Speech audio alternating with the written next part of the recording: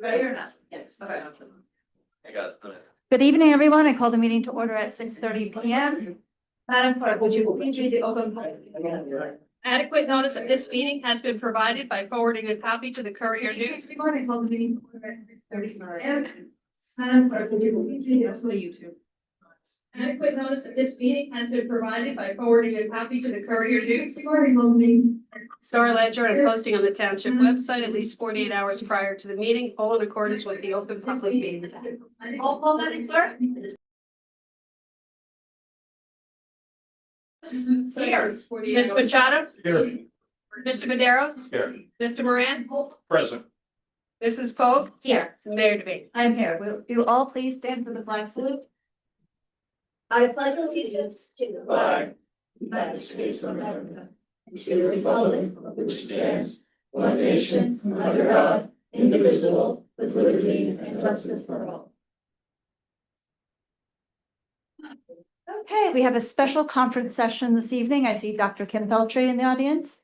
Would like to call you forward to give your presentation. That's me, Frank. Oh, Frank. So introduce Frank for us. Sure.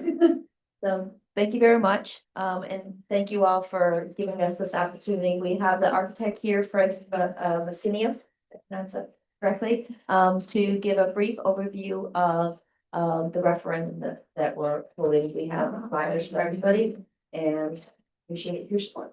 Thank you so much, Dr. Frank. Looking forward to your presentation. Thank you. Good evening, Mayor, Council. Excuse me, can you make that a little louder? Yeah. I don't think this is on. Hello? Yeah, this Hello. doesn't seem like it's. Hello? That one. Hello, testing? Make sure from Saturday that we didn't hold Just speak right into the microphone. Hello? I don't think mine's on. Doesn't feel like it did. Mine's on. You can hear it? Oh, there. Yes. Hello? When you speak close to it, Okay.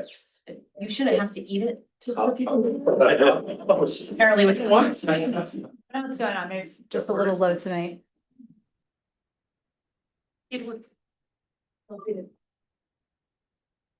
give you a second. This is.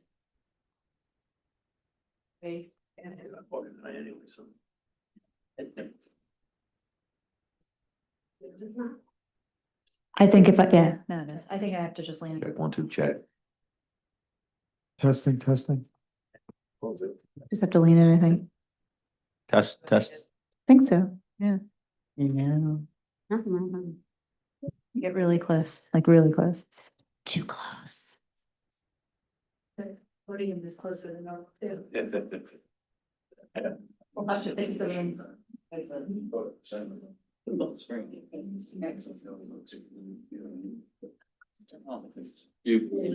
So close. Okay, yeah.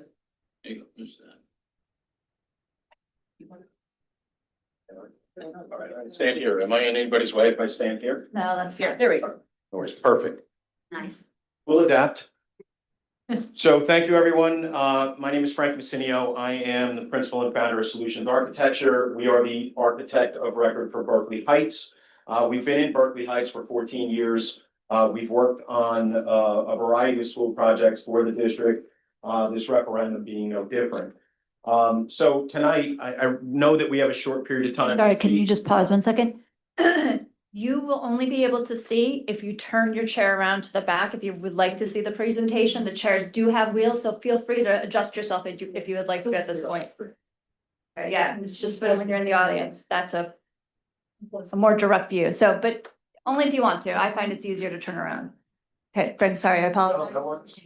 No worries. So what exactly are we proposing? The Berkeley Heights Public School District is requesting funding for a district-wide facilities program that would include capital renovation projects, classroom and core space upgrades via this referendum vote on March 10th, 2026. So when this whole process began, the district looked to work with us and the staff to identify and prioritize long-needed improvements in facilities needs. Considering ways to increase and improve failing infrastructure that, if left unchecked, only continues to lead to more problems and expense over time. We wanted to consider ways to improve the student experience. Those are the spaces that touch our students directly, classrooms and core spaces, with renovation projects that will upgrade and allow the curriculum to expand. And then we wanted to consider ways to make all of these recommended improvements while taking advantage of debt service that is rolling off, so that there would be a tax neutral impact for the community. This referendum is aimed at meeting not only the needs of today, but also tomorrow. So the three main priorities for the referendum are enhancing the learning environments within the school, student and staff safety, ensuring that we have physical systems in place to protect students and staff, and then keeping up to date with operations. These are the behind the scenes things, the heating systems, the roofs, the windows, all of the things that keep a building running that are well beyond their useful life at this particular time. So why is now the right time to do this? This isn't something that was dreamed up overnight. This is something that has been ongoing for some time. And while the district has spent considerable monies out of the regular budget, given the 2% cap, many projects have to take a back seat. They can't all be done out of the district's regular budget. We're also dealing with aging schools. The average age is 70.8 years for these buildings, with the oldest sections dating back to 1952. The district has debt expiring from a 2006 referendum. And if we were able to take advantage of the timing and allow the reinvesting of debt, it could result in an offset of the tax impact to the community. And then finally, by allowing the district to finance these substantial improvements over many years, people that move into Berkeley Heights and benefit from the upgrades will also help pay. The other big reason why now and why a referendum is important is that state aid is available through a referendum. When work is tied to a referendum and tied to education or maintenance, we have the ability to receive up to 34% in savings from the Department of Education. In fact, these projects that were submitted and approved have been approved for 33.4% out of that 34% in eligible savings. The reason for that is some projects are ineligible by the department. So of the projects that were submitted, the vast majority of them were eligible for aid. That debt service aid helps pay down the bond and helps reduce the impact on the taxpayers. Just again, if these projects were to be completed, and we couldn't complete the total amount of them, but if the projects were completed out of the capital budget, there is no funding, no additional savings gained through the department. So just the process in short, we attempted to go out for a referendum prior to COVID. COVID obviously stopped that and everything went back to the drawing board. We began to assess this in October of 2024. We proposed reviewing the scope of work from the previous referendums. We updated surveys with staff. We updated the demographic studies. We prepared educational specifications. We reevaluated the facilities again. And then we came up with schematic designs, cost estimates, and prepared submission packages for the state. We submitted in July of 2025. We received approval in October of 2025. And right now we are in the information stage. The referendum is set for March 10th in 2026. So the projects that were deemed necessary for the referendum are as follows. The media center renovations and alterations at all schools. You'll see elements of need in the coming slides. Science and STEM lab renovations and alterations at the high school and the middle school. TV production studio upgrades at the middle school. Security technology upgrades at all schools. Site parking, driveways, drainage upgrades at all schools, partial roofing system replacement at the high school, the middle school, Mountain Park, and Woodruff, and electrical system upgrades, mainly a generator at the high school that will serve more of the building than what the current generator does. And then mechanical system upgrades at the middle school, Mountain Park, Woodruff, and Mary Kay McMillan. So we'll talk a little bit about the makeup of the referendum. So the district chose to do this referendum in a two-part question. So originally, when we started to look at the question with the debt rolling off, we looked at this as a one question net tax impact of 0 for the community. However, given the list of improvements needed in district, the district decided to move forward with a second question that was created as an option for the community to vote on additional upgrades that would be made to the buildings and educational spaces. The second question has a tax impact. So question 1, which has 0 tax increase, includes educational projects, including media center improvements at all schools. It also includes capital renovation projects, including district-wide parking lot and site improvements, security and technology upgrades, and partial roofing system replacements at Woodruff. Question 2, which does come with it in the additional tax increase, looks at science and STEM lab renovations at both GLHS and CMS, as well as capital renovation projects, including mechanical, electrical, plumbing improvements, and roofing system replacements at various schools. So question 2 enables us to get more done than we were able to do with the 0% tax increase. I should point out that these questions are contingent upon one another, and should question 1 fail, question 2 cannot pass. If question 1 fails, which equals 1 more no vote than yes vote, the results of question 2 become moot and question 2 goes away. If question 1 passes, 1 more yes vote than no vote, then question 2 is decided by its own majority vote. So in short, every voter is going to vote on both questions, determine whether question 1 passes, and if question 2 is viable moving forward. So let's talk about question 1, and we'll look at some of the needs for question 1. The existing parking lots and drives have been in a state of disrepair for some time. As I said, we've been in district for 14 years and we've looked at this over and over again. The cost to do this work is extensive, so it's been pushed off and taken a back seat. However, drainage, potholes, curb cuts, heaving curbs and sidewalks, the need exists to replace and address these, otherwise further safety and drainage issues will occur. Roofing systems. We've done our fair share of roof replacements here, but more needs still to be done. They are in various states of disrepair. They have been patched over and over again, and we need to take the moment and address the roof leaks and safety issues associated with upgrading these roofs. Existing security and camera systems, the public address system, clock and speaker systems are in need of upgrade. They're older systems, the camera are not 4K. So the intent here is to upgrade and ensure every room has proper coverage and emergency notifications for the district. So capital projects in question 1. This is basically the summary: site parking, drainage, walkways, stair and site improvements, railing in upgrades, roofing system, including drains, coping and flashings, security camera upgrades, as well as clock, speaker, and PA systems. And those clock, speaker, and PA systems are at the high school, the middle school, and Hughes. The roof is at Woodruff only, and the site work is at all schools for question 1. So let's talk a little bit about the educational projects, the second component of the referendum. So the existing libraries, they're functional, they work. However, they are dated. The furniture is older, they are inflexible, the technology is outdated.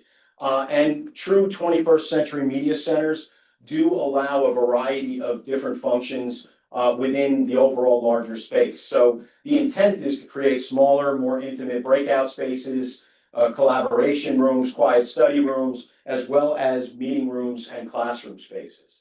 They're no different at the middle school and the elementary and early childhood centers. They are older and in need, and obviously you can see, the conditions of the carpet, and there's many ceiling leaks. So these are definitely in need of upgrade. The existing TV studio, again, it's functional, but the program is growing, and in order to meet the program growth, the space needs to increase, improve, and be updated. So the educational projects that are included in question 1 include the media center renovations and upgrades at all schools and the TV studio renovations at the high school. So we'll talk real briefly about the cost projections for question one. In the pie chart that you see there, the media center and TV studio renovations comprise 9% of $9 million of the renovations. The site parking and drainage work is about $8.9 million. Security and technology, $1.6 million, and the roof replacement is $1.7 million. This brings question one to $21.2 million. Now, we've been approved for $7.1 million in state aid, which reduces the net final project cost to $14.2 million, which is what the tax impact is based upon. This is a breakdown by school. So Governor Livingston is about $7.5 million worth of project costs. The approved debt service aid is about $2.5 million, which reduces that project to about $5 million. Columbia, 4.1, 1.3 in debt service aid, reduces that project to $2.7 million.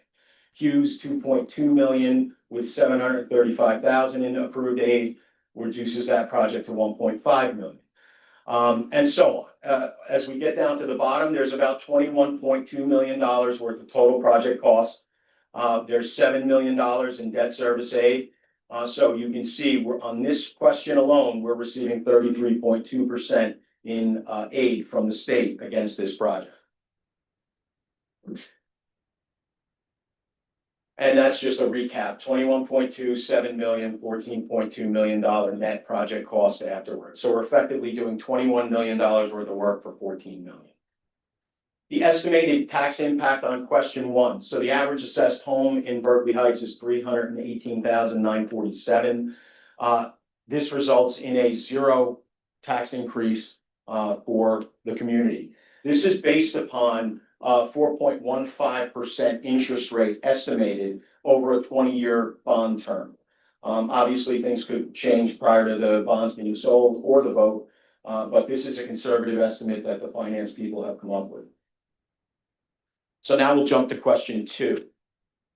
The need for question two are more of the same. It is the ability to complete more of the roofing systems that are out of warranty, deteriorated, and leaking. And obviously a source of continued ongoing maintenance. The existing emergency generator at the high school is undersized and it can't handle, it doesn't cover the entire building and it doesn't cover a significant amount of infrastructure that really should be covered. So a new generator would provide secondary and additional support. The existing unit ventilators, they're original to the school, the old Nesbitt units. They are deteriorated, lacking proper controls. I know during COVID, we looked at these units to make sure that the fans were running and everything was up to date so that we can get ventilation. But we continue to have ongoing maintenance issues with deteriorated piping, and these units are sorely in need of replacement. So for capital projects, question two, we'll have roofing system replacements, including drains, coping, and flashings at the high school, middle school, Mountain Park Elementary School. The backup generator will be at the high school only, and then mechanical systems and piping will be at the middle school, Mountain Park, Woodruff, Mary Kay, McMillan. And then we go so far as to list the number of unit ventilators that are being replaced, the new building management systems that are going to be put in, a new multi-purpose room unit at Mary Kay and Woodruff. So this is, pretty extensive in terms of the mechanical upgrades for the building. Now we'll go to the educational, and the educational for this question centers on science labs, STEM. So the current science labs, again, older, outdated. It doesn't mean that the teachers aren't doing their best to run the curriculum within the rooms that they have. However, they fall short of power requirements, technology requirements, media connections. So the science program can be doing a lot more if the room could support it. And this referendum looks at renovating each of these spaces. It's no different for the middle school. It's no different for the STEM labs at the high school or the tech shop. All of these spaces are in need of upgrade. This is the middle school STEM lab. And a lot of these spaces are underutilized because they can't support the curriculum. So from an educational standpoint for question two, we're looking at upgrading science labs at GLHS and CMS and technology, robotics, and STEM upgrades at both of those schools as well. So the proposed cost projections for question 2. Roof replacements, as you can see, it's a significant amount of roofing at the other schools, $8.5 million worth of roof replacements. Mechanical, always our most expensive component for a referendum, is $10.8 million. Electrical upgrades, that new generator is about $409,000. And then science labs are $5.5 million, and technology and robotics are about $3.9 million. The total cost of question 2 is $29.1 million. We have been approved for almost $10 million in state aid for these projects. So the final cost after approved state aid is $19.3 million. By school, $10.5 million is at GL, 6.2 is at Columbia Middle School. Hughes is being addressed during question 1. Mountain Park is about $5.6 million, Woodruff is $3.7, and Mary Kay is $3.2, a total of $29.1 million. I keep changing them. The approved debt service aid is $9.8 million, which reduces the projects to $19,294,539, which is 33.75% in debt service aid. So should both questions pass, or should both questions be looked at side by side, the total project cost is $50,352,967. The approved debt service aid on both of those is $16.8 million, which reduces the total cost of this referendum to $33.5 million. Again, there's just a recap of the project cost, the debt service aid for question number 2, and the 33.75 that we received in eligible aid. So the tax increase. So on the average assessed home, $318,947. Question 2 has all of those projects, and the $19.2 million cost has a tax impact increase of $250.37 per year, $62.59 per quarter, or $20.80 per month. So looking at it a different way, the existing tax impact currently is $180 per year. With the debt falling off, question 1 is neutral. If we reinvest the money from question 1, there's 0 increase per year for the community. If question 2 is voted upon, the increase is $250.30 per year. That all being said, $50 million worth of work would cost the district $250 per year in tax increase. That's average. On the average assessed home, the $250, yes. And there's a way we'll go right after this slide. So one of the things to point out is there is a senior freeze program in New Jersey.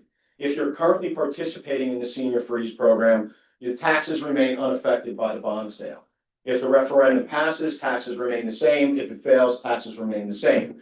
Now, the bond increase would have to be paid for question 2, but it's refunded to seniors at the end of the year. So it has to be paid, but it is refunded. So ultimately, the tax impact remains the same. If you're not participating in the senior freeze program, it's a simple application. The QR code that's on the district's website can take you to the application. And with that application, there are 2 other programs that could benefit seniors: the Anchor Property Tax and Rent Relief Program, and the Stay New Jersey, which is also a tax credit for seniors. So these are 3 programs that could reduce impact to seniors for this referendum. That's pretty, total fund. It doesn't. No, it's spread out over so many people that it's negligible. As far as the question 2 impact, our presentation looks at the average assessed home, but not everyone has the average assessed home in town. So on the district's website is an estimated tax calculator where you enter the assessed value of your home. If you enter the assessed value, it will tell you what your tax impact would be. Now, the assessed value is not the market value of your home. It's not what you could sell your home for. It's what you're paying taxes are. If your home is reassessed in the future, the additional tax related to the referendum won't change. It's locked in after bonds are sold. And the senior freeze program is something we talk about. I will point out that this doesn't include any other tax efforts being done by the council or the town. It is strictly the tax impact for this referendum. So what exactly does your vote mean? If you vote yes for question one, you get all of the capital and educational facilities projects that we described. And it will cost zero increase per year. If you vote no, the existing facilities remain as they are. Upgrades are not made or they're continue to be made out of the capital budget. And the $7.1 million in approved debt service aid is forfeit. If you vote yes for question two, you get the additional capital and educational projects, the science labs and STEM and additional roofing. The increase is $250.37 per year on the average assessed home. If you vote no, the existing facilities remain as they are. Upgrades continue to happen out of the capital budget slowly and piecemeal. And then the $9.8 million in approved debt service aid is also forfeit.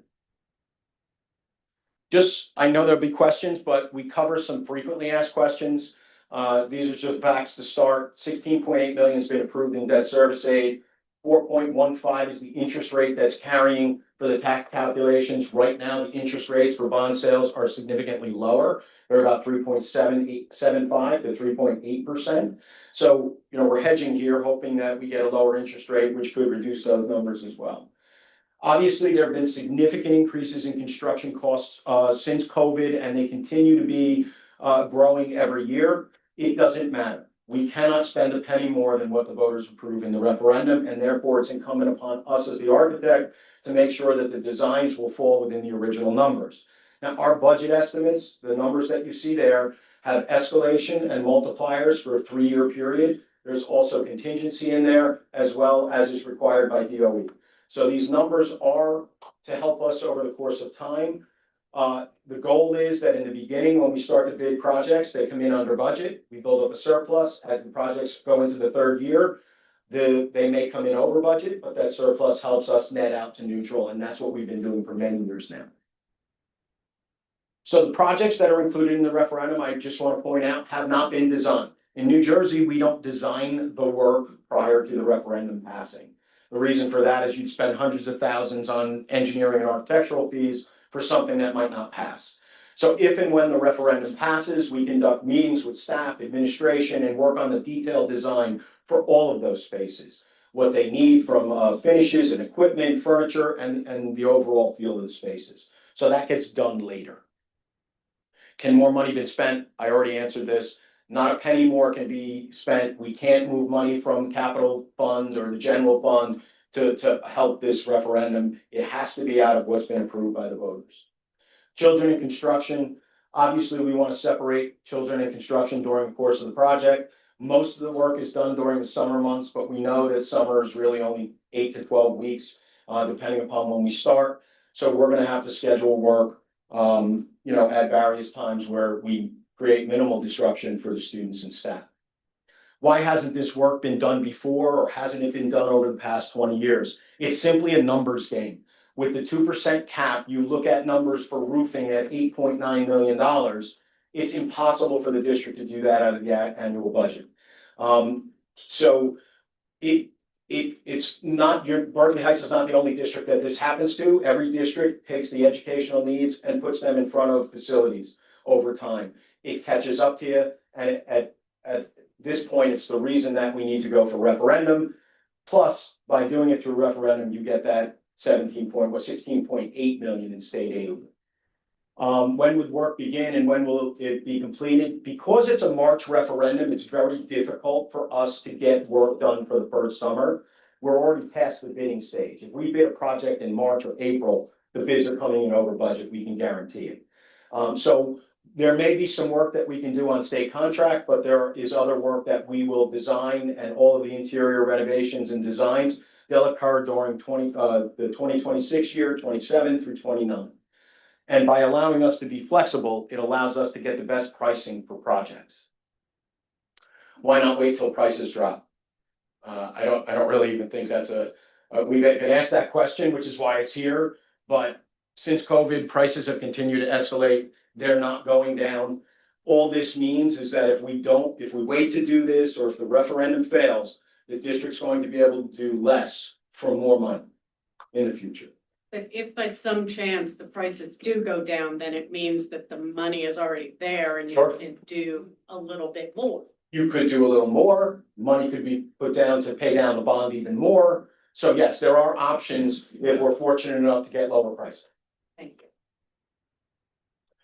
Everything that you saw tonight is on the district's website, the tax calculator, this presentation, there's even more on the district's website. There are the plans and renderings on the website. There is an email address. If there are any questions associated with the referendum, please use the email address. We respond to every email. We put those questions in the frequently asked questions. There are, if you wanted to look at just the plans and renderings, there's a section for that. The tax impact, there's a section for that. So all of this stuff is on the district's website. It's a great place to go to learn more about the referendum. That's about all I have. The 2006 referendum, was that Columbia, the addition for Columbia Middle School? Does anyone remember that? I don't know the answer to what exactly was included in that referendum. That was before my time. So Jim, sure. Was it the, yeah, Music. in the music rooms? Yeah. All right, does members of the governing body have any questions for Frank? I have a quick question. Sure. So, the approved debt service aid, it appears that, the monies have already been designated to each school. So there's no, let's say if Governor Livingston, needed extra monies from, that debt service aid, would they be able to get it from schools that don't necessarily need as much as has been designated? It's a great question. So the debt service aid is a separate component. You don't actually get money. What happens is when the district goes to pay their bond down at the end of the year, you only pay 60%, the district only pays 60%, and the state pays the balance. However, the other part of that is the money we get from the bond for each school is one pot of money. So if the work we do at Governor Livingston comes in under budget, we have money that we can use that money across schools to be able to have one big pot of money. So Okay. that's the way the bond question is written, that the money can be used if there's shortfalls on one area to the other. Great. Go ahead, John. I have a question. This is a 20-year referendum, 20-year bond, yes, 20-year bond. correct. So at $250 for average household, at 20 years, you're only getting $5,000 over the 20 years. 5,000? $250 times 20 years, Well, there's $250 a year. no, there's interest on it's $250 a year over the 25 years per the taxpayer, but then there's interest and everything else associated with the bond. Okay, so how's that figured in? Is that on your tax calculator? The tax calculator is gonna tell you what that one-time payment is. If you want it spread out over the bond, we can certainly get answers for you from the finance people. Well, I just did the quick math, and 250 times 20, it's only $5,000. That's what you're getting from every household over 20 years. The impact to the house. It's $5,000 every house from 2026 to 2046. I apologize, it's a question that's better served being answered by the finance people than me. Okay. So I'll get that answer. We will go back and get that answer and we'll give it to Dr. Township. Okay. All right, Thanks. it's a good question. I've never been asked it before. Quick question. So the library, so Woodruff Library, actually, the fundraisers by the PTO, they've done a little work at Woodruff. So does Woodruff get a little extra money? Actually, so what happened is with Woodruff, it's actually a great point, and the presentation, the full version of the presentation does cover it. There was furniture donated through the PTO to Woodruff, and all of that furniture is included in this project. So it's actually getting, we're doing less, we're spending less on the media center at Woodruff because of that donation. We're not having to spend the money on all that furniture. So it could go to something else. It could. My other question is, so the technology, I know we're always like fighting technology and how it's changing so fast. And I know that the hub of the technology is up at GL. Has there ever been a thought to move it to Columbia where there's not the hot winds on the hill? Just as an out there question, but just Yeah. curious. It's something Taking the that I time can- to think about that. It's something I can get answers on, but it's not something that we've spoken about in great detail because we haven't designed this yet. But technology is going to be a big component of this referendum. This question, but the reason for the selection of March tenth for the referendum is because of the urgency of getting bids in. That's right, but Well, it's not even that. The debt is rolling off March. oh, If that's- this referendum were, we wanted to actually do it before March, but this is the last time that we could do it in order to capitalize on the debt rolling off. If we waited until after March, that debt would have already been, rolled off. Would you just straighten out the podium because I'm just so it's in the center? Yeah. And then, just because I know I'm gonna invite people, if anyone has any questions of Frank or the district, you could come forward, please, give us your name and address, and then please try to limit it to 3 minutes. Hey, good evening, everyone. Ready for? What's that? Break through. The timer You started. got a 3-minute clock. Fine. There you go. Just so you can see it. And these are questions specifically for the referendum, right? Great. Yeah. Yes. So I think a lot of those, I think a lot of the items are necessary. My, Name, address. oh, I'm sorry, Even though we know. John McGuire's, Berkeley Heights, New Jersey. Is that good? Is that good, Angela? 56 Physical address, okay. All right, so I certainly would like to, so a big portion of these items are routine maintenance is sort of based on my analysis. And what I would like to see from the district moving forward is a more coherent budget, and I mean, I'm currently undecided as to how I'm gonna vote. I'm going to look at sort of how this upcoming budget process is gonna look and whether spending is gonna be better aligned with academics. I think that if you want buy-in from the community on $50 million, there has to be, and again, Dr. Feltry, this is not your responsibility. I mean, you're coming in, after years of this stuff. But, the budgets need to be better aligned where academics become a priority, and that connects to a bunch of categories I'm not going to sort of bring up today. Secondly, I also think the way the questions are structured the board voted through this already, so it is what it is. I wasn't necessarily happy with that. But I know I'm not even gonna get into that, so I have all the stuff in my head. I would just like to see a better budget this year. And I think if you have a better budget this year, I think you'll definitely get more buy-in to this project. All right, thank you. Thank you, John. Good evening. Hi, Henry Park, 10 Arden Court. My question is, what's the contingency if both these fail? Do we just not do any of it, or how is the? What's the contingency, he said, yeah. So should both of these questions fail, the district will continue to do what it can out of the capital budget. I'm sure plans will be explored for either paring this down, looking at it in some other way. But as I mentioned before, costs are only going up. So the more this goes out, we would have to resubmit to DOE. We'd have to reprice and revalue the projects that were looked at in order to get this done. And, obviously state aid would still be available, but the intent is the district's going to be stuck doing partial roof repairs and roof replacements out of the budget in order to make that happen. We're at a point where there's significant amount of work that needs to be done that can only be done through a referendum. Do you know what the number is of the 2% you could spend annually, like roughly? I don't. Okay, I mean, Jennifer would, I don't know the right, answer. right. Just, I'm thinking of 50 million. Is it only $2 million a year, or is it, less than that? No.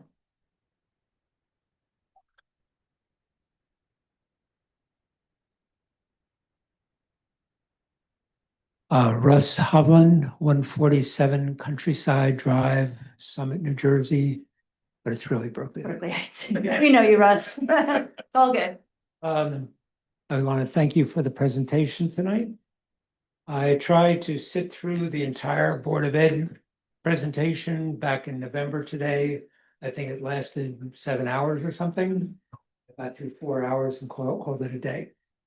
One question I had was, as a result of that, it seemed like the genuine concern of the Board of Education was hinged on the question that we introduced this subject by saying there's a number of infrastructure projects that have been delayed and postponed, and now we're at a point where these things need to get done. I understand the need. My question is, For question number two, why are there so many infrastructure projects in question two that I would have thought, based on them being a need, wouldn't be part of question one? Good question. Right? Sure. Tied to that question, Oh, yeah.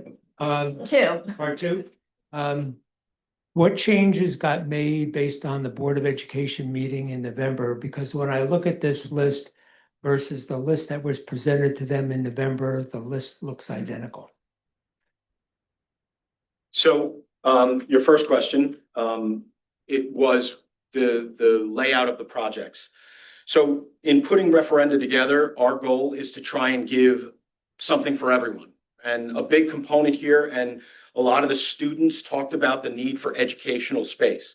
While there is a significant amount of facilities infrastructure work that needs to be done, it's something that had to be measured. If you look at those numbers, roofing would have been over $11 million for all of the roofs. So we chose to put Woodruff, which is the worst of the roofs, into the first question. The other roofs we reserved for the second question. They're still eligible for 34% in debt service aid. So the intent was we needed to get some educational, and we chose the media centers because they're core spaces. They handle more people than the science labs. It was definitely a big discussion of which ones were going to go.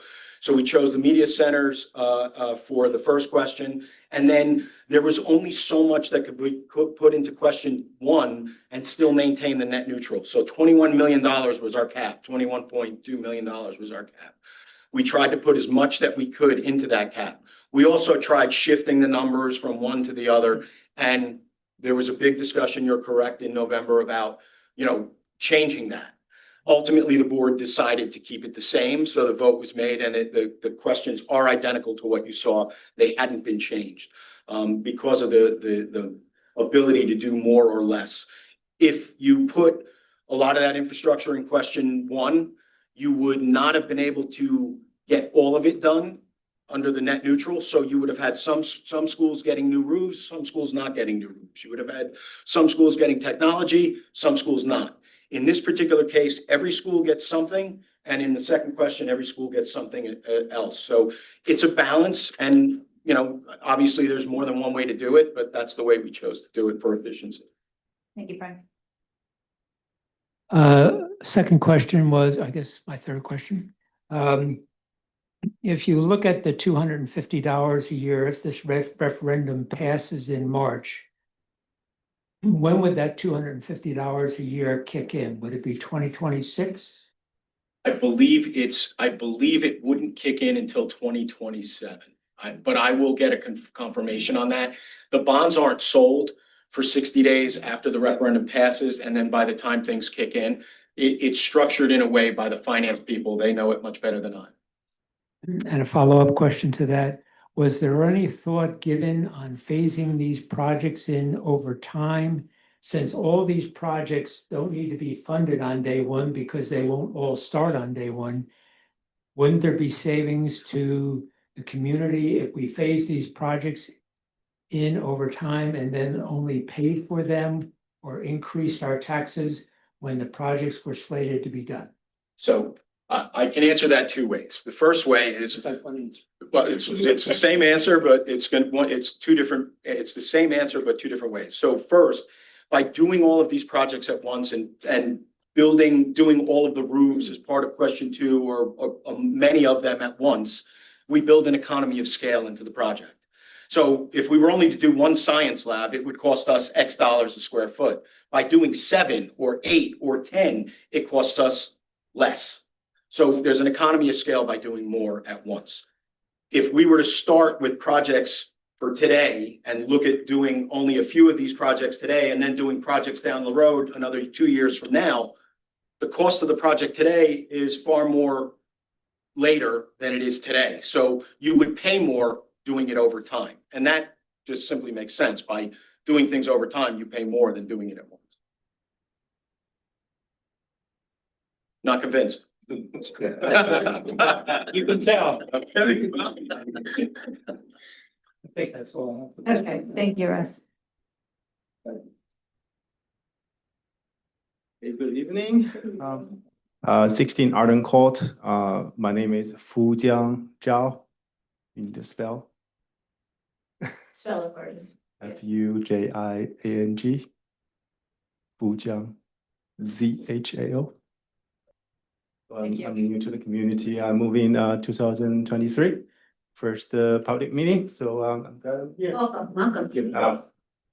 So two questions about this referendum.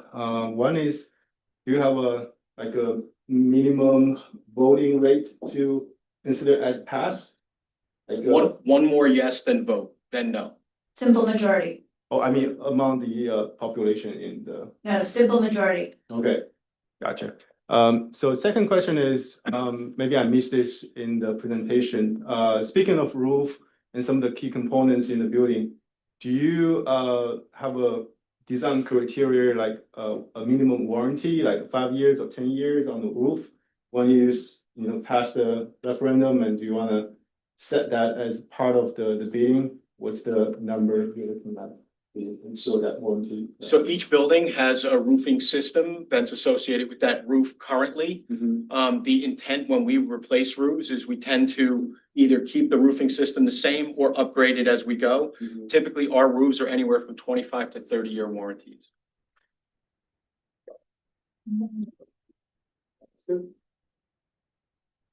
Thank you. Thank you.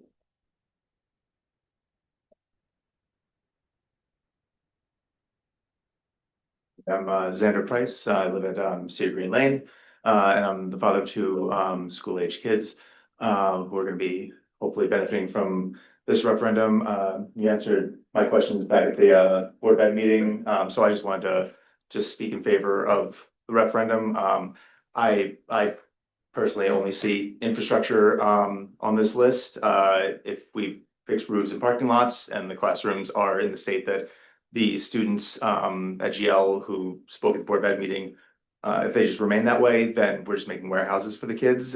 We're not really helping them go out into the world that is being created with need for robotics engineers, for artificial intelligence engineers, and I think that all these upgrades are vitally important. I'm looking forward to voting yes for referendum. So Thank you. Piggyback on that for just a second. Unless somebody else wants to speak. Okay, good. Well, it's directly related to what. Sorry, go ahead. That's okay, what he just said. So I work in one of these classrooms, and a healthy educational space boosts kids' education. It boosts their cognitive skills, their attention, their engagement. And it's very hard if the roof is leaking or it's freezing or the heat is blasting so much. You have all the windows open on a cold day.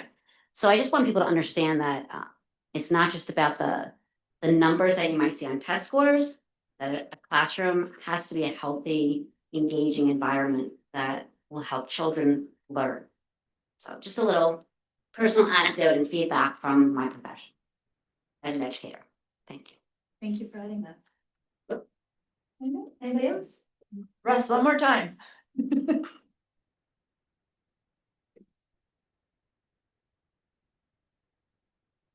Based on the notice of this meeting, I had posted back on January 14th a number of questions on that email address at referendum. And I followed up on January 22nd, and I've never gotten a response. So I'm not sure why that is, but I sent them in January 14th, followed up on January 22nd. I didn't know if I was supposed to be going someplace to look for a response, or the response would be sent to me. But I posted a number of questions based on the materials that have been sent out. Never heard of this. Why don't you share your email address with them, so Sure. maybe they can Yeah, check and put it on the find out if it's what the situation is. Yeah, that would be great. Joe?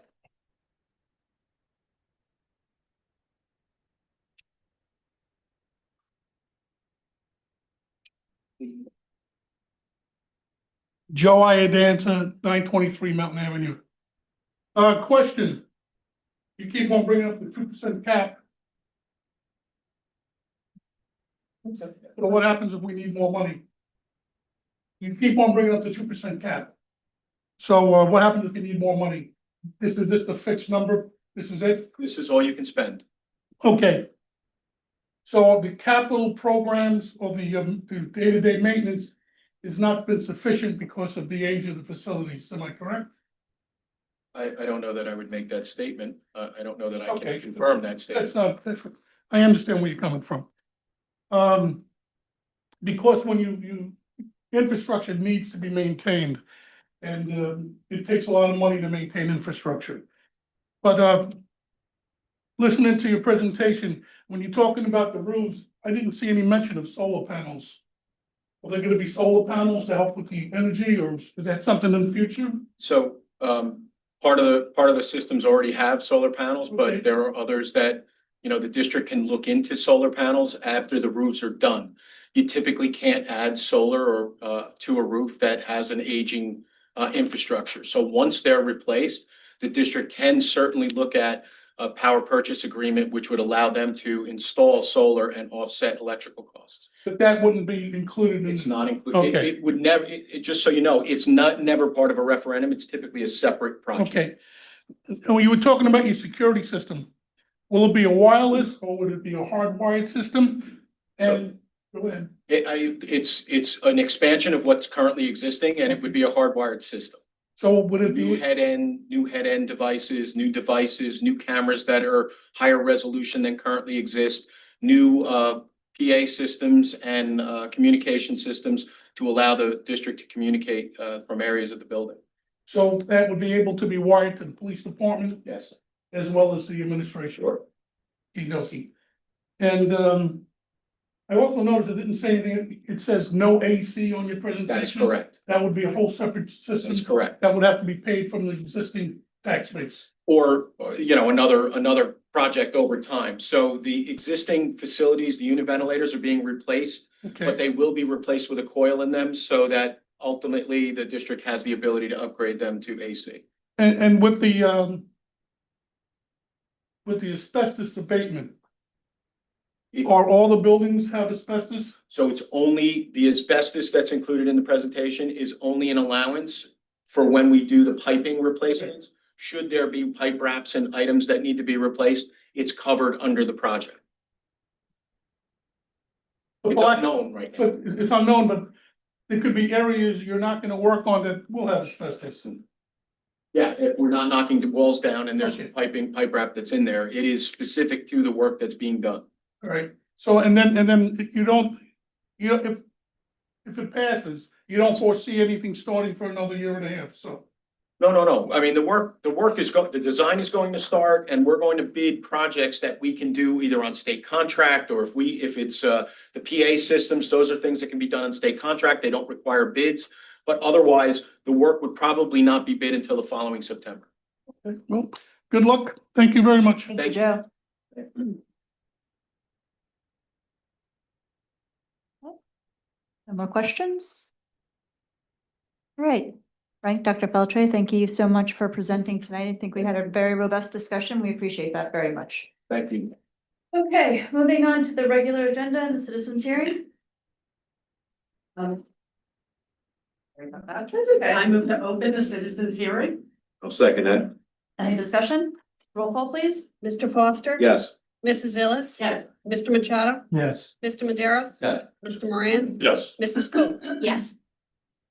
Comments are welcome during the public comment period during this meeting on any matter over which the township has jurisdiction.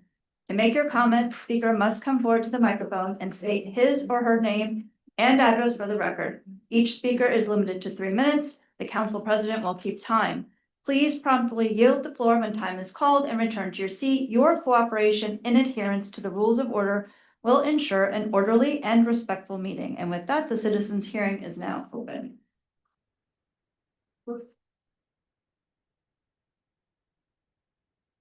I mean, I'm in a rush. I mean, I kind of, do I have to do that? John McGuez, 56 staff. Really one question, so we see meeting after meeting, votes going across massive agendas with little to no deliberation, really, or discussion publicly, and I'd like to know how you guys come to an agreement on this without that. Like, is there a straw poll?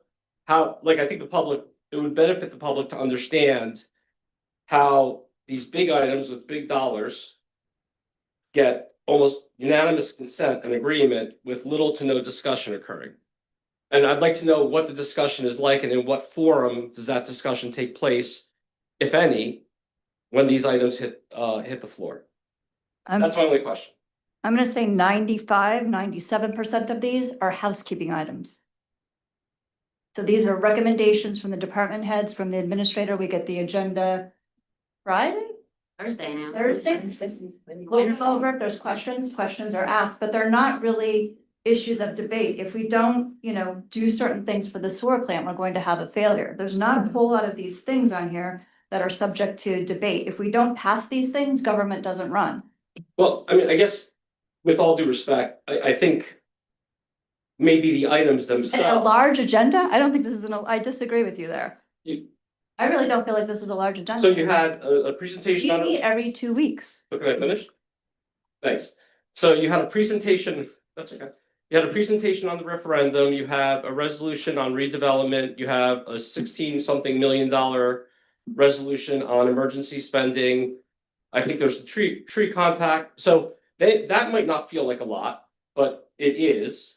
And so we can debate that, and I don't think you and I can disagree on that, but I think the important piece that I want to sort of point out is the lack of discussion. And while this may seem routine to you, it's hard for me to believe that all these details were like everybody's coming to the table without there being a discussion amongst you guys, and then you're just voting for it.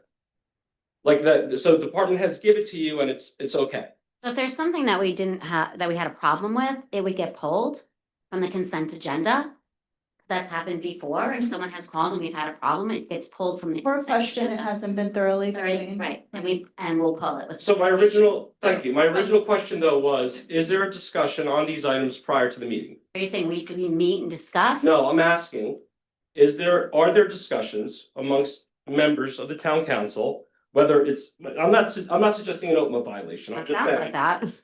Okay, Well, that's your interpretation, It is. right? So because you legally do this in a straw poll. Yeah, John, I'm not gonna argue with you today. I think that. I'm not arguing. I just want to know the answer to the question. Is there a discussion among town council? We don't get together and We discuss. are trying to answer your Yes or no? question and you keep speaking over us. You keep not answering the question. This is the first time I've said anything. You as a body, So me as a person yes? who is an elected official, Mhm. I do not meet with my other elected officials on these agenda items unless there might be something that was covered as part of a negotiation in an executive session at a prior time. So for example, we are hiring Downs Tree Service Company. And that was brought up in a flooding meeting that we had recently because they have the equipment. No, not even. Actually, this is a different contract. I had the same question. The Morris County Co-op changed. That's And right. and they bid out to Downs and Yeah. Downs won. So this is the same thing that we've been doing for years. Right. It's just that we have to change Came from the Downs to Tree. provider because the provider is now under the Morris County Co-op rather than whoever it was before. So a lot of times the items on the agenda are following up on things that we've already discussed or have been involved with as town council members. If I have questions about anything on this list, I can go to the administrator, I can go to the mayor, I can go to the CFO, I can go to the clerk, and I have gone to all of those resources to answer questions that make me an informed council member in order to vote at the next council meeting. So that's a fair response. That's good. Consent agenda is a very effective tool, I think. We used to sit here for hours going through each one and roll call, vote. And if there's no discussion, there was never any discussion anyway, really. So I think the consent agenda is a very effective tool. Okay, I mean, we can disagree on that as well. Yeah, we I'm gonna give you an example. Well, I just had a follow-up question to this. I mean, thank you, Margaret. I appreciate the answer to that question. So my understanding is, so some of this discussion occurs in committees, right? Like, what I'm hearing, what I inferred from what you were saying is that there's these work groups that you engage in and some, no, that's not true. No, So I misunderstood that.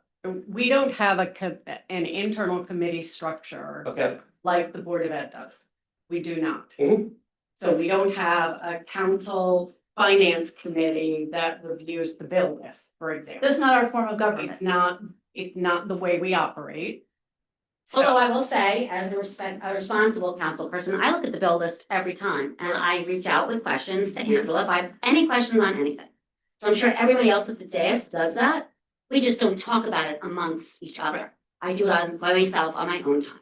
But occasionally there are items that come up that have been discussed at the volunteer committee meeting. Well, that's right, yes, here's a perfect example, I'm gonna give it right out to you, straight up. I read an article that New Jersey American Water is looking to jump their charge the customers 12% later this year. Okay? We have a thing on the agenda here, we're going to get a resolution for a shared service agreement with the Plainfield Area Regional Sewage Authority. I reached out, Eliza, and Angela, said, is this gonna affect us with the co-op?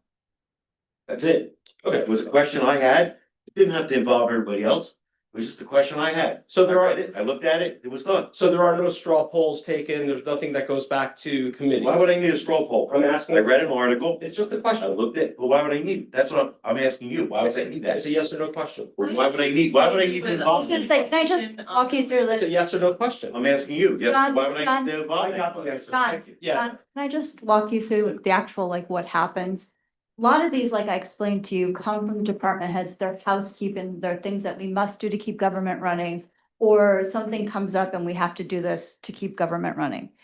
Typically, Liza will give us an explainer of everything on the agenda, if it isn't already like road opening bond. I mean, that's self-explanatory. Nobody really has a question about that. We talked about the ordinance, I think, 2 meetings ago. Susan brought up the particulars of that, so we've discussed it. But a lot of the information here is reoccurring information on an annual basis, and or Liza has given us an explainer as to what it is. So we come, and I have staff meetings every Tuesday, so I'm, informed because my job is to take care of the day-to-day, operations of administration. That's not necessarily the job. It's not the job of council. The budget is their job, and I stay out of that, right? So that's how the process happens. And if there's a question that comes up, somebody will reach out to, as Margaret said, to the CFO, to Liza, or to me, or an explainer. But, everybody goes through the agenda. I think the resolutions are very well written and are very informative. And that's how our process works, which is different than the Board of Ed, maybe. no, yeah, and I'm not trying to sort of like overlay the Board of Education structure on here, and when I got committees, my understanding was volunteer. It's just a straightforward question as to whether or not straw polls are taken. If it's no, it's no. It's no. Yes, It's no. That's just now. Andrew's now. that's no on your side, John? I have no reason to have to do that. Okay, I showed you the example. Why would I have to ask anybody else? I had a question, I had an answer. it's just a question, Joe. Thank you.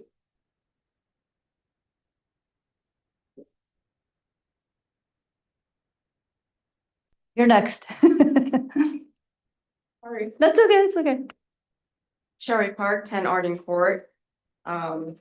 We received the certified letter from Neglia regarding the drainage project, I understand, from the west side. Yes. And we received a survey that was attached to this. And I guess the question is that Neglia just asked for feedback, but quite frankly, the survey that they sent us didn't really explain anything. It had a bunch of diagrams, and quite frankly, from a layman's point of view, it's very hard to assess what is actually being done.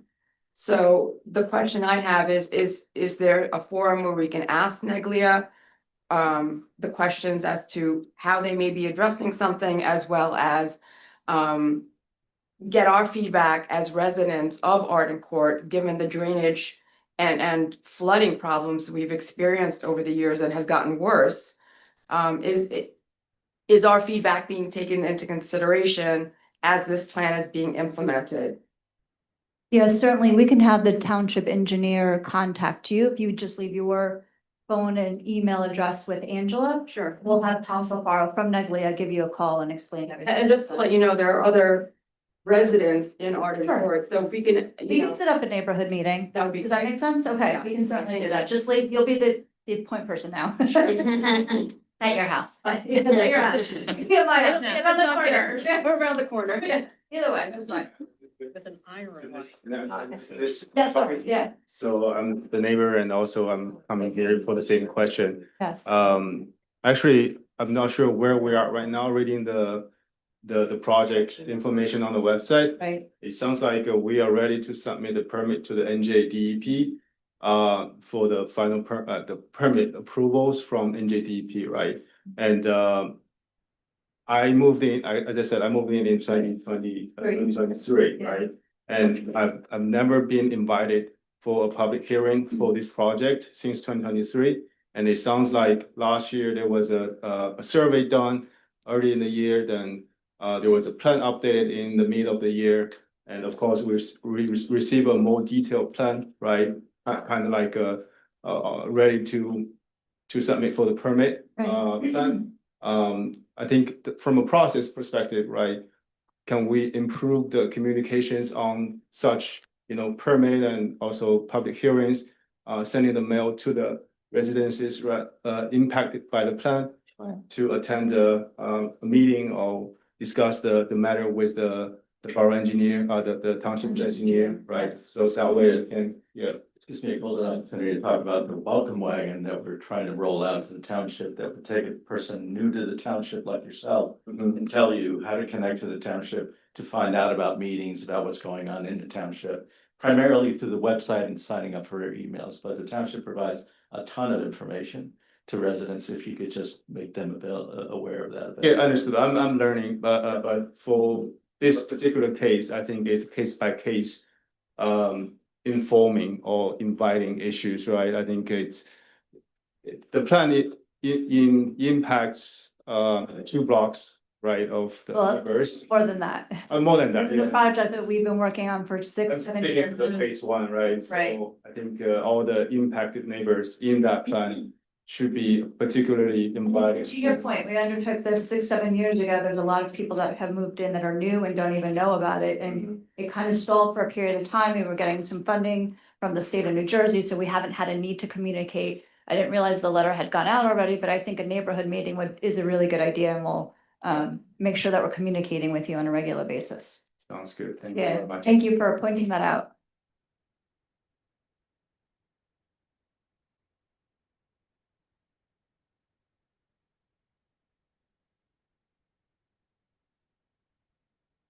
Hi, good evening, Nelson Sauber, 125 Park Avenue. During the Woodruff administration, he invariably, every council meeting, moved the executive session to the end. Now, I have a lot of issues. They're not your problem, they're my problem, but I just cannot sit here and wait and wait and wait for you folks to come back from your executive session. So I'd appreciate it if you try somehow to give it some thought on how to reorganize that. Number 2, years ago, you mentioned when Union County bought the Berkeley Plaza, that it was a 1.3 acres and there was going to be a pavilion and a boat launch and some trails. Did you know what they were going to do to the rest of the land there? All right, are those your 2 questions? Yes. Okay. Thank you. Executive session, I think you're referring to last meeting. I was not here. Typically, we do them at the end, but sometimes we have to have them in the beginning because what's being discussed is being voted on during the agenda. And we only do that when it's time sensitive, that we have to vote on something for various reasons, but we do typically understand that nobody wants to sit here in a quiet room for a half an hour, an hour. So sorry you had to do that. Secondly, that is the majority of the property that was adjacent to Berkeley Plaza is county land. Right. There's just like a donut hole that's Mount Carmel. Right. So yes, we knew that they were going to make a park out of that entire area that was then now owned by the county in total. Never heard anyone mention it. I think we did, and we have rendering on the website. It's not very colorful, but it's up there. Okay. Yeah. But, okay, thank you very much. Thank you so much. Thank you for waiting.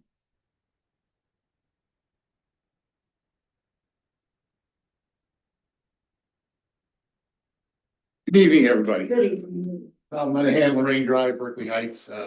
First, I want to start out that your administration has been a fantastic job of communicating to the citizens what's going on since, and I've been here 28, 29 years. all the administrators have got better, you guys really took it to another level. But of course, there's always that but. Sorry. about Like, I feel a compliment sandwich coming on, like, nice. Meeting on that. Get some mail on it. and- Right. But anyway, I want to talk about the Nokia Bell Ave redevelopment because it seems like it's kind of gone into a black hole. Last summer, the state sent us the marketing company and we all had this survey and we all participated and we haven't heard a word about what's going on. And I got a funny feeling the developer just is going to do what he wants to do. Nokia just wants to wash their hands of it, get the most money. So I really, I can't think of any more project bigger than this project for this town for the next 100 years. I mean, if we do it wrong, it's a financial catastrophe. And I mean, structurally, financially, you'll never recover. If we do it right, it's a bonanza. And what I've heard, and I don't know if it's true, they're talking about age restricted housing, 55 and up. That's correct. That's not a good plan. I would hope they'd really take thought about something else because I can see them putting up hundreds and hundreds of units. And a year from now, after they're all done, they say, we're not selling and we got to drop the age restricted so in order to sell them. And that would really drive our costs and infrastructure that would be hacking out of that. And they would be wash their hands and walk away with their millions of dollars. So we've definitely got to think really closely about, and really I'm surprised we didn't hear more about this stuff, project, what's going on. So I appreciate it. You get more what's going on. Yes, so we have not heard a whole lot from the developer. There is going to be some items on the agenda related, more generically related to zoning. Because they're a part of our affordable housing plans, we have to meet those deadlines. So that's roughly March, April. We have a little bit of an extension. I don't know if we know if it's into April. We have a little bit of an extension, so we'll need to get that done. We have been talking about age restricted housing. It'll be codified in the zoning if that's what ultimately, and I think that's certainly what we're leaning towards. I would tell you that we probably haven't heard from the developer in about the same amount of time. I think there's some infrastructure sewer issues that they're trying to iron out, which were pretty significant, and that's why we haven't been approached by them. But we're still, as soon as we know something, we'll share it with the community, we're just waiting to hear back from them. If that, Nokia's on a 3-year lease, whatever up there, so before their new place is built down in East New Brunswick or whatever. So they're not going anywhere anytime soon. No. So, I mean, it's not like in the middle of the night, I've already addressed this to some of the people in Nokia, because we go up there, we had our committees go up there, Historic Preservation Committee went up there to see the museum and stuff like that. And I said, you guys aren't gonna come here in the middle of the night, you're gonna come in with the U-Hauls and then the bulldozers are gonna come right behind you. Like, no, it's not like that. I'm like, okay, so, I think, 3 years, we might be okay. I'm gonna give a shout out to our mayor because when we found out about this, which is when everyone else found out about it in a newspaper, was a little disrespectful. She was so proactive right from the beginning, and I think that everything that we've done so far to get the township's feedback and hear what they want to hear. What everyone wants is like a golf course, but the reality is we have to make up $3 million in ratables. Yes. So it's gonna be a project that probably has a few different components. Yeah, it's gonna be a bunch of components, and I put a proposal to the board last year, so that's one idea I think that would be financially good for the town. So hopefully something, and affordable housing, I'm wondering if it's a good idea to maybe actually the town buy a chunk of that land and put strictly for affordable housing and control it, so it's affordable housing forever. Because if the builder builds it, it's affordable for 30 years, and after 30 years, it goes to market, and then we're back at square one. So let's. We have to have our own referendum if we're gonna buy that land. Well, not at all. You buy like 10 acres, it's 150 acres. You buy 10 acres and you control it. I don't think we can afford it. Unfortunately. Well, That's what's going on. We just. Salesman in the front row, we can use him. Finance companies out there that do this sort of stuff, hold our hand and. But we got 3.5 years. We don't have to. I know that you're in good hands right now. I mean, I can't say enough about how proactive this mayor has been in the project, and it's a very important, the biggest thing that we're gonna do. It's the biggest thing. Legacy. Yeah. And also, I just want to add the information that we got from residents through that planning process helped the mayor. The majority. He had conversations with the developer, and it helped us when we were giving feedback to our planners about the potential affordable housing and what that development looked like. So we really do appreciate the feedback that the residents took the time to give us, including your, very well-informed email. I remember that from last year. The mayor and our team is doing the best that we can in the situation, but we don't own the problem. Right. Yeah, I know. Well, And they attended all three of those visioning meetings.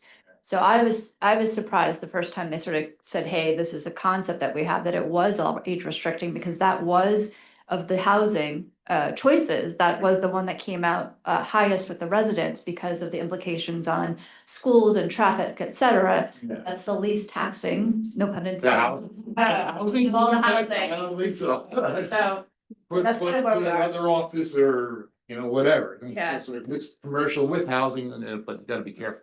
But I think we have time. Don't rush into anything that the developer is just gonna walk away after all the. Also, you may wanna, I don't know if you know this or not, but there is some acreage up there that does not belong to Berkeley Heights, that belongs to New Prov. Right, exactly. So, One is, yeah. the front yard, it's gonna be whatever, the backyard's gonna be whatever, whatever we Yeah, can come up with. It's significant So, yeah. wetlands. Yeah. All that wooded area is wetlands. It can't be So developed. there's a whole lot of irons in the fire on this, and, when we pull them out, we'll figure out what's gonna happen with that. Well, I'm a commercial real estate appraiser. I've done big jobs, 3,000 acre projects and things like that. So yeah, I know what's going on. You know the drill. Yeah. You know the drill. All right, thank you very much. Thank you so much for your input. Thank you.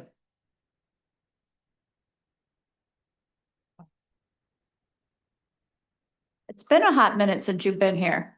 Yes. Tom Fouriger, 14 Dorset Road.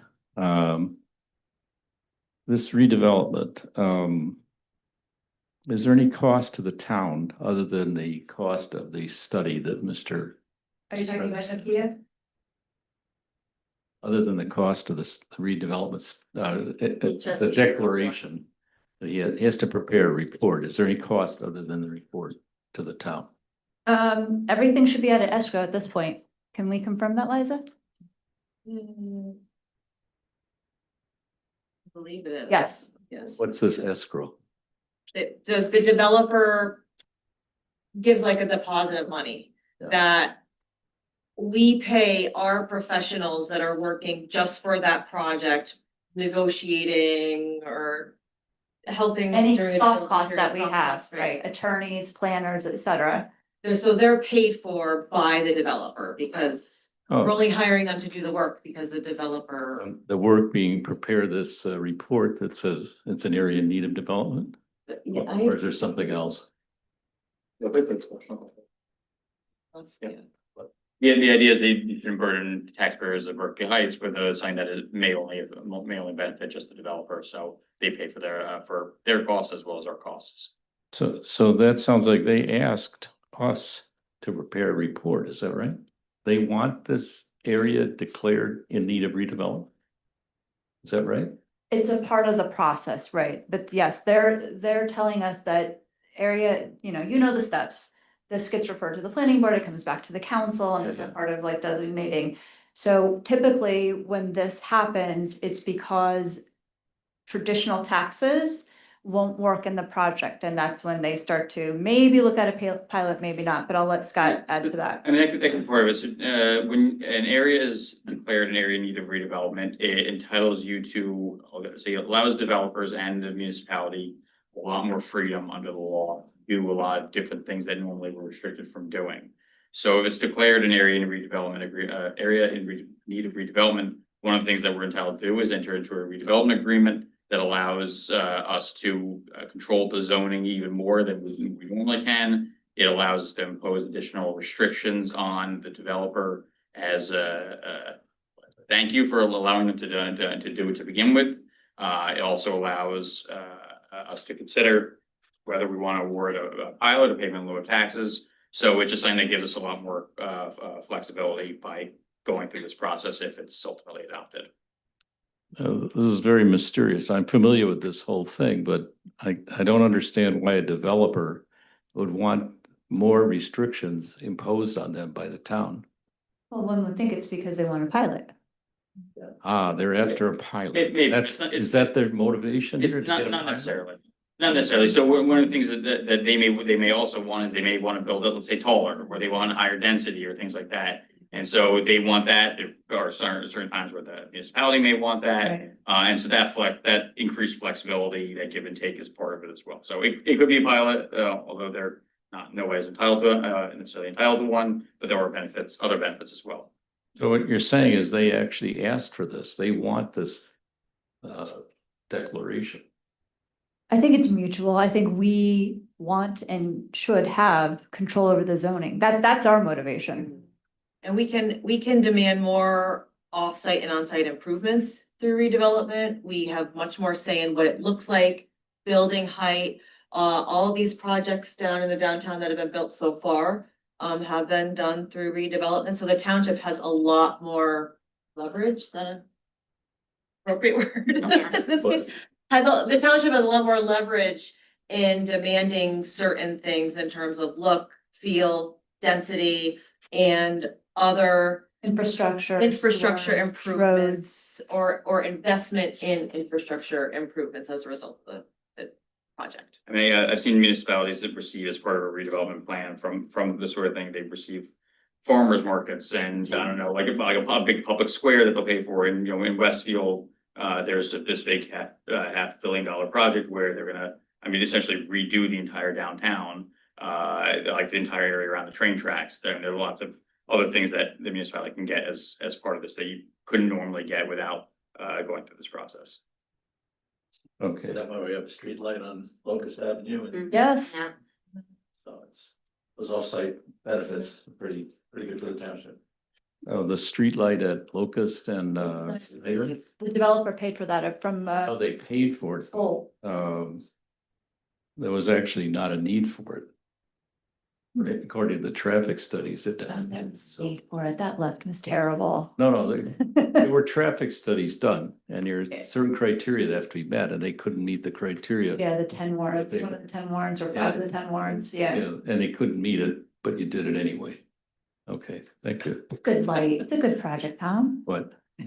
Safety issue. Even with the light, people still are ridiculous there and threaten people's safety, so. And with the two schools there and the increased pedestrian traffic. And Woodcrest, right, is now full. The and- YMCA. Yeah, Okay, thank you. thank you, Tom. Anybody else? I was waiting for you, Joe. You weren't hopping to your feet like you normally do. Everybody yielded their time to you. Excuse me? Everybody yielded their time to you. Thanks. Joe Danza, 923 Mountain Avenue. Couple of things. The resolution for the snow removal with Mezzacola is for 2025 to 2026. So if we have another big snowstorm, let's say November of 2026, that'll have to be increased? I don't know how much is in our snow. We have a snow trust that we try to build up every year for winters like this one. So I think we would go to our snow trust first, I'm just confirming everybody not along with the mayor. Yes. Yes. Sorry. Yeah, that. We should have a healthy snow trust because we've been building it up. Okay. The resolution with Nokia, talking about that, who was the actual developer for the Nokia site? Vision and Woodmont. I know Woodcrest is the developer. I know. Division and Woodline? Vision and Woodmont. Woodmont. One is a commercial, it tends to be a more commercial developer and the other is more residential. Okay. But that property will remain under Nokia until all remediation is completed. That's something that they would work out with a buyer. That's I not would think something, Steve would wanna know about that. but we're not involved. Okay. Yeah. Fair The enough. developers are aware that there is remediation. And then it's minimal from what they say. Okay, Arbor Consultant's gonna do much of the survey. But I would assume they will have a report that would be available to the public about any kind of remediation that's needed, pollutants or other environmental issues. No, that would not be part of, I don't think that. It's that a would- private. Yeah. So we were informed that Nokia and all of the prior corporation Right. that is now equal Nokia has been working with the New Jersey Department of Environmental Protection, NJDEP, for more than 20 years on remediation work on the site. So all of that information would, I guess, be available through NJDEP. Some of it does come through us, even in a private situation, if it's located, we've gotten notification on other things when, and there is a piece that is developable, but not for residential. And I assume that that's the piece. Yeah, just that this redevelopment study wouldn't be like the laundry list of things that might have to be remediated or have. Still a private deal, we lose sight of that. Now, from my understanding in my past life, that place is still getting taxed, am I correct? And Yes. it's being taxed based upon the amount of buildings.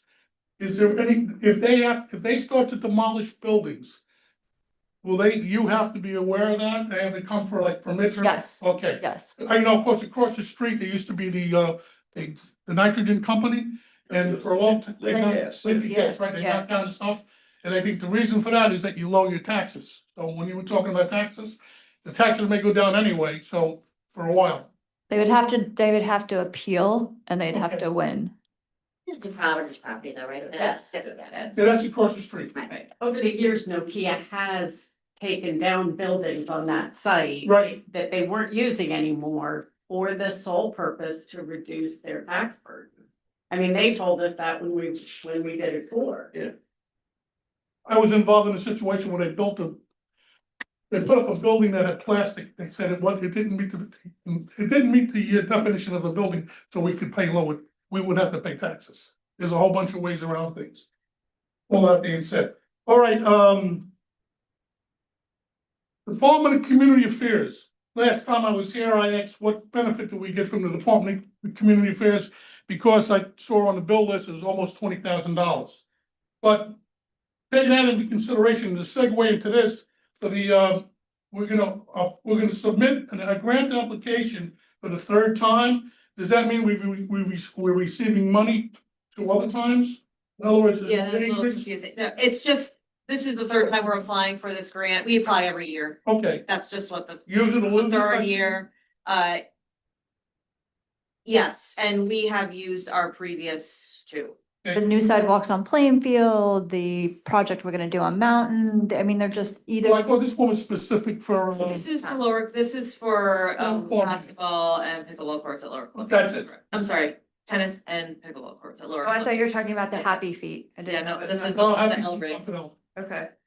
All right, and then the next thing I have is the ordinance about the height. What is the actual height in feet? I know this is 2.5, Stories. 2.5 stories, but is that? 27 feet in height. How much? 27. It's gonna go 27. from 35 to 27. So, okay, In certain zones. yeah. Yeah. Yeah, I think it's R10, 15, and 15A. Yes. So if I understand that correctly, you could have like a 2-story building with a peak. That would make it 27 feet. So Joe Popolo is coming up, I think he said, with a way to measure and find out the mean height. And I'm not sure what he came up with yet. That's outside of my pay grade on council. He's the expert, so I always defer to the expert. Okay. But the goal, I think we were here when we talked about it last You time. gave a nice presentation. Yeah, thank you very much for that. You want to keep the, Preserve the integrity of Preserve the certain integrity older of the neighborhoods, neighborhood, yes, that's. like if that's your the house goal. is like 1.5 stories and the house next to you is 2.5, all of a sudden you used to have sun, now you don't have sun. Right, and it's coming from the master plan, the action items from the master plan. Okay. All right, and then the other question is the resolution requesting permission for the dedication by Ryder for donations for the 2026 World Cup celebrations.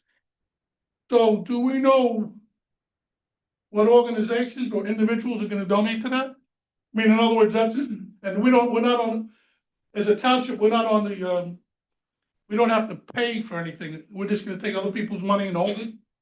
No, we have a whole host of events that are going to take place in June into July while the games are going on. All right, so if we don't get enough donations, it comes out of the township budget then? I don't, Yes, the goal is to have as little as possible come out of the township budget. Exactly. So in other words, let's say, I'm gonna use a word here. So let's say Connell's gonna give us $250,000. You know? I wish, yeah. Please. Oh, okay. Delicious Heights gives you $20,000. You know, and this way they could, that, you know, that's what I'm trying to say. It's like, hopefully we're gonna get a lot of people sponsoring and so on and so forth. And the type of events and the number of events will probably are contingent on how many donations or the quantity of donations that we get.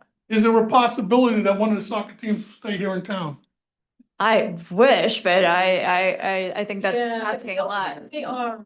They stay at the Embassy. Italian team staying over in Boston. Yes, I don't know why they're not staying here, but it seems like They the might have been teams are booked. not staying, yeah, Yeah. yeah, but they're still playing, I A know. lot of the Embassy media Suites is- stays at Embassy. Yeah. lot of Yeah, they're media planning a stays lot there. of. Okay, Yeah. but that'll work out good. They've been full. All right, and I have another question that I'd like to talk to you in private about. I don't think it would be appropriate. I don't want to bring it up at That this point. scares me. Yes, Okay. All All right, thank you, Joe.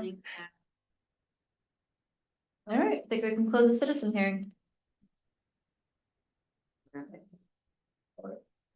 Seeing no one, I move to close the citizens hearing. I'll second that. Any discussion? Roll call? Mr. Foster, Yes. Mrs. Illis, Yes. Mr. Machado, Yes. Mr. Maderos. Yes. Mr. Moran, Yes. Mrs. Pope. Yes, Okay, moving into new business, resolutions, official action will be taken on the following. I move to adopt the consent agenda consisting of resolutions 2026-95 through 2026-108. These resolutions will be approved by one mention. I'll second that. Any discussion? Roll call, please. Mr. Foster. Yes. Mrs. Illis, Yes. Mr. Machado, Yes. Mr. Maderos. Yes. Mr. Moran, Yes. Mrs. Pope. yes, And you will please read the ordinance. Ordinance 2026-01, an ordinance of the Township of Berkeley Heights, County of Union, State of New Jersey, amending Article 6.1, Schedule of General Regulations of Appendix A, Municipal Land Use Procedures Ordinance of the Code of the Township of Berkeley Heights to amend the maximum permitted building height requirements in the R10, R15, and R15A zones. I move that the ordinance as read by the clerk be offered on first reading, that February 17th, 2026 be set as the day for the public hearing, and that the clerk be directed to advertise same in the Courier News. I'll second that. Any discussion? can we just hold a second? There might be a misprint. I just want to make sure it's not. It to you, but it doesn't say a total building. It should. It says it in the chart. It says it in the chart. Yeah. That chart's really hard for me. to read. That chart is not. When I got the ordinance from Mike. Right, 27. Okay, all right, we're good. Did we miss me? Sure, we're good. Okay. Yeah, we're good. I mean, I read the original document from Mike and it just scared me for a second. We saw a different number and I just want to make sure that we're all okay. So 15, It's for something. 15A and 10. Okay. All right, Only so those four.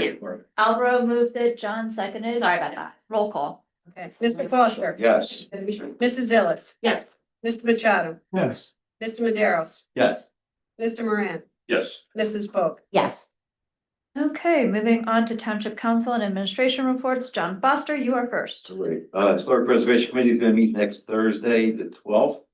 We meet at 7:30. If you're interested in joining us, anybody out there in the audience or out in TV land, just send an email. There's also an application on the town's website. And I just want to mention that we were here on Saturday, and you can see that the Mayor's Wellness Committee brought some sunshine into the room and into the building. And it was the best event ever, and I will let the mayor and Councilman Pogue, Vice President Pogue, expand on that, and that's all I have. Thank you. All right, thank you. Margaret. I want to start with Coffee with a Cop. And that's a misnomer because I think half of the force was there. Oh, no, more than that. They took up almost the entire parking lot. awesome. Yeah. But it was awesome seeing people there just meeting with our police officers and in a very relaxed setting. The coffee was wonderful and a big thank you to Dunkin' Donuts for hosting them. And the donuts. Okay, senior Bobby here is gone, but I caught her on the way out with 2 donuts in her hand. The Senior Affairs Committee met. We had a very productive meeting that we were talking about the AARP survey that were age-friendly community survey. So we'll be rolling that out soon. And then we also talked about the senior programming coming up this year, the lunches and possible some new locations for field trips to be coordinated with the senior club. So if you're listening and you haven't been involved in any of the senior programming so far, either through the township, the rec department, or the library, or the senior club, you really ought to check out what's going on. An unofficial meeting where we talked about the need for a complete street policy, and we reviewed the process for recommending a policy to the council for passage. So you'll be hearing more about that soon. We have a complete team meeting next month, early next month. And the flooding, I had the pleasure of sitting in on a meeting with the mayor and our engineer and another engineer on the flooding problems in town.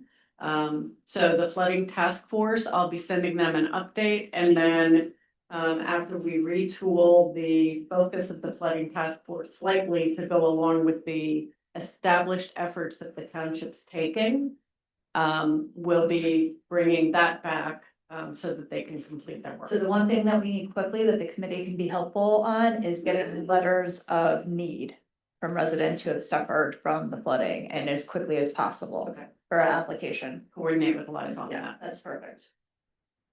That's all for me. All right, great. Thank you so much. Bill. Okay, well, I'd like to take a moment to share something that happened earlier today that I think reflects the best of who we are as a community. This afternoon, on what I'll call unofficial business, I visited our wastewater treatment plant. I made a point of letting the staff know how impressed I am with the work they continue to do, especially given the significant challenges and aging infrastructure that they are managing day in and day out. Their professionalism, dedication, and resilience do not go unnoticed, and I want that clearly on the record. During my visit, the team brought something else to my attention. They noticed a lone goose on the site that was clearly suffering from what appeared to be a serious broken leg. The bird was isolated, vulnerable, and in obvious distress. Rather than ignoring it or assuming someone else would deal with it, the staff paid attention. They cared enough to speak up.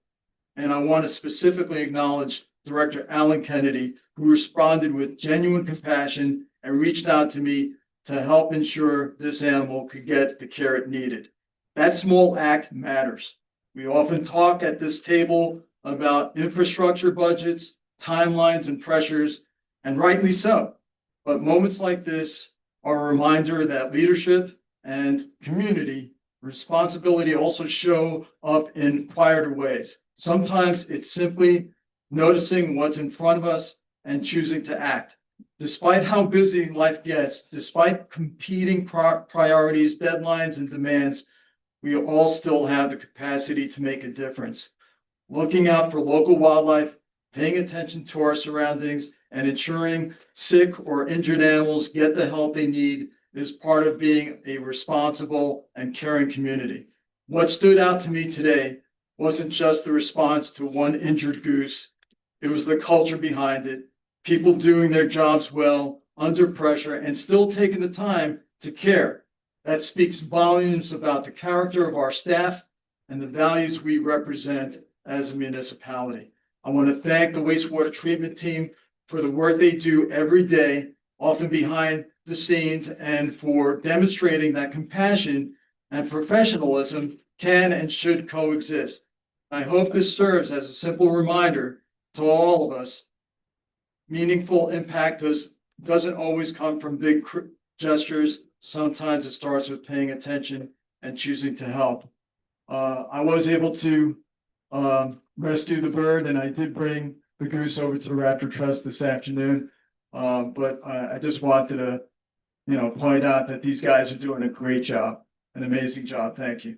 So I'm gonna add to that because the duress that they are under right now with the freezing temperatures, we've had all types of biological issues with our processes. So they've had to really work double, triple time just to get things operational at the plant because it's just unprecedented that we would have these types of temperatures day after day after day, week after week after week. So on top of really doubling their work, they took the time to notice something. So minor, which is really very important. So Yeah. that's incredible. Thank you. Thank you for sharing that story. That's wonderful.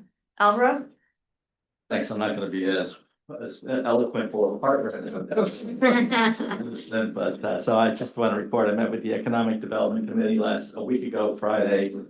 Brian Kraut continues to lead that committee admirably, but expressed concerns about low attendance and participation. He's reached out to the mayor, to suggest changes that, the mayor had proposed the meeting to address that. Chris Wang, who's a regular attendee, reminded everyone about the upcoming Taste of Berkeley Heights on Monday, February 23rd, between 6 and 9 p.m. at the Embassy Suites Ballroom. And Sherry Cortez is already, believe it or not, working on the 2026 Winter Walk. So that was the good meeting. I'm working with Karen Carousels and John Foster, as I mentioned earlier, on what we call a welcome wagon. It's basically a reach out to new residents in the township to connect them to the sources, to communications available from the township. Karen's putting together a packet that covers a lot of what residents should know, with an emphasis on linking to the website and signing up for township notifications. In our discussions, we talked about having a councilman reach out to every new resident as they come in, cycling to the council members. So far, the plan is for a monthly fee from the tax collector to identify new owners in the township. And I've also reached out to the 5 largest complexes, residential rental complexes, to arrange for them to store and distribute the packets of information, and received enthusiastic welcome from all of them. Well, all but one. Still waiting on that. Which one? Won't say. James. But that's all I have. All right. Is the name of that packet everything you want to know about Berkeley Heights, what we're afraid to ask? Yes, that's a great one. Use that. Thanks, Alvaro. Andrew? I'd just like to thank Bill for bringing that story up. It's really what Berkeley Heights is about. Or first responders, police, fire, and EMS are just filled to the brim with responsible and caring people that serve our community every day. Like Bill, what I've talked about tonight is passionate to me. Over the past several weeks, federal immigration enforcement actions in Minneapolis have resulted in the deaths of 2 citizens, Renee Good and Alex Preddy, killed by federal ICE agents during operations there. After nearly 40 years of law enforcement, I've devoted my professional life to public safety. I've always been guided by my training that emphasized professionalism and respect for life. What we witnessed in Minnesota is not the kind of policing that I was taught in the police academy or reinforced through my in-service training, or demanded of my supervisors while here at the police department. De-escalation, communication, and respect for constitutional rights are fundamental principles and not optional tactics. Detaining people based on how they look without articulable reasonable suspicion violates the protection and erodes public trust. Law enforcement must always act within the bounds of the law and uphold the rights of any individual, regardless of their status. At the same time, I recognize we must enforce our immigration laws A nation without the rule of law cannot function, but enforcing the law does not require abandoning human dignity, restraint, or basic decency. Every person, regardless of their immigration status, is a human being entitled to be treated with respect and fairness. These concerns are not about political ideology. They're about safety, rights, dignity of all Americans and those that live here. Our communities deserve policing that protects life, respects liberty, and restores the trust, not fear. I had the privilege of serving this community 25 years with the police department, and I was horrified by what I saw on TV this past week. And I just needed to, say that. Thank you, Mayor. Thank you. Thank you. Thank you for doing that, Andrew. Susan? Okay. That was hard. Yeah, thank you. It's hard. So that said, I'm gonna let the mayor talk about mayor's wellness. And I'm just finishing up the AARP challenge grant for spicing up Peppertown Park. I just have to do the budget. And I'm researching now a first responder grant and a pedestrian safety grant, which Margaret is gonna give you some information on. The book club meets Thursday, the 12th at Delicious Heights, 7 o'clock. And the book is Creating Happiness and Health in Moments of Connection. One thing at Mayor's Wellness that spoke to me was the relational game that we played. We had to work with someone who we did not know and have a nice discussion. So it was hard for me because I knew a lot of people in that room. But I met a stranger too. I did find someone, yeah. Earlier before our meeting, we did raise the flag for Black History Month, and I'm not gonna read my whole thing, but I do want to read one part. The 2026 theme is a century of commemorating Black History Month. And this year, when we are also commemorating the 250th anniversary of the United States independence, it's important to tell not only an inclusive history, but an accurate one. We've never had more need to examine the role of Black History Month than we do when forces seek to use legislative means and book bans to change and erase Black history from American school and public culture. Black history's value is not just its contribution to mainstream historical narratives, but it's the lives of the Black people. And then we sang a lovely song by Sly and the Family Stone, which we could recreate for you if you stay after the meeting. We don't All acapella. Yeah, and that's all I have, Mayor. Thank you so much. Thank you, Susan. Appreciate it. Administration reports. So you can see the festive yellow balloons in the room. So I am pleased to share that our happiness retreat, A Happier You in 2026, had strong participation and engagement. Activities focused on the elements of SPIRE, which is the neuroscience and positive psychology, that the graduate degree that I got, which is spiritual, physical, intellectual, relational, and emotional. Participants were able to try sound bowl meditation, breath work. We had a really fun scavenger hunt. So if you see a lot of weird little things in the hallways of Town Hall, that's why. Crochet and painting, as well as everyone getting to know one stranger, one person you didn't know in the room. And then Susan did a beautiful job facilitating journaling prompts. So the feedback we've received underscores how valuable residents find these opportunities to come together in meaningful ways and to learn more about SPIRE. On flooding mitigation, I had a productive call with Congressman Kane's office to discuss ongoing concerns and potential avenues for federal support. We are continuing to work closely with his team and attempting to coordinate with other local mayors in the area. We're trying to get at least 5 or 6 of us together to strengthen our regional approach to the issue, as well as our success in receiving federal appropriations. As Margaret mentioned, the BHPD also hosted the Coffee with the Cop. If you get an opportunity to participate in one of these, they're great. These guys are great. And we have a lot of new officers, young officers. They have a lot of vitality. They're very passionate about learning about the community, and they want to get to know our residents. So please come out and support it the next time we have another one. And a new chief. We have a brand And new a chief. who's a long time. Long time in the department. In the department In the town. in the town, right? As Margaret mentioned, Senior Affairs is working on our age-friendly community survey, if I could get it out. Please be on the lookout. We'll have paper copies everywhere we can think of. churches, tax assessor's office, YMCA, obviously in town hall. We'll also have electronic copies for those who are able to fill them out electronically. At the senior affairs event in May, we will actually have iPads and we will help you fill them out electronically if that's easier. So please keep your eyes out for them because it really will help us. Not only with our designation with AARP, but over the next 5 years, building programming. So every resident who's a little bit older can age in place and be comfortable with that. The library will be launching the early literacy program with cute little tote bags full of goodies to help spur their interest in reading at a young age. So please check out their website. They're having events for the launch this weekend. On a financial front, the council, Liza and staff are actively working through the budget. One of the major challenges we are facing this year is an 18% increase in our insurance costs, which is creating significant constraints and will require careful consideration as we move forward this year.